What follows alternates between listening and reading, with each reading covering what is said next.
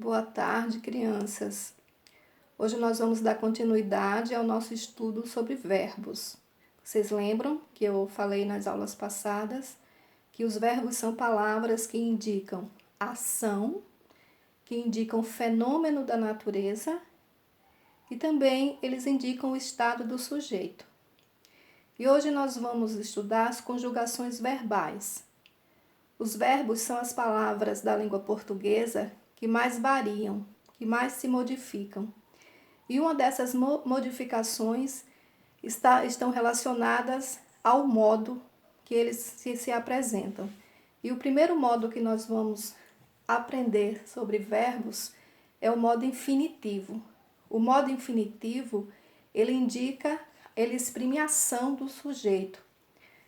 Que esse sujeito pode ser pessoa, pode ser um animal e pode ser também objetos que nós encontramos no nosso dia a dia. Então, nós vamos estudar os 3 tipos de conjugação, de acordo com o modo infinitivo.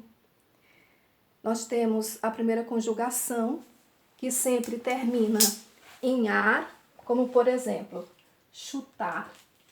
A ação de chutar, ou seja, o verbo chutar, termina em ar e ele pertence à primeira conjugação. O verbo chegar, que também termina em ar e por isso pertence à primeira conjugação. O verbo falar, o verbo dançar, o verbo jogar e o verbo cantar.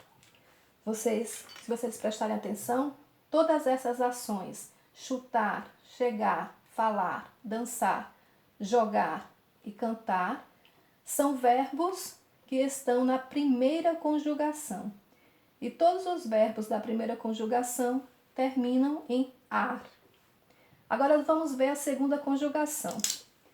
A segunda conjugação sempre termina em er, como por exemplo, vender, entender, vencer, querer, fazer e correr.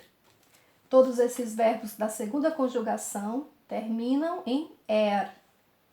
Agora vamos ver os verbos da terceira conjugação. Os verbos da terceira conjugação terminam em ir, como por exemplo, seguir, sentir, sair, assistir, cair e partir. Então percebam que os verbos de terceira conjugação, eles terminam em ir. Os verbos da primeira conjugação terminam em ar. Os verbos de segunda conjugação terminam em er. E os verbos de terceira conjugação terminam em ir. Todos esses verbos, eles estão apresentados no modo infinitivo. O modo infinitivo termina sempre em ar, em er ou em ir.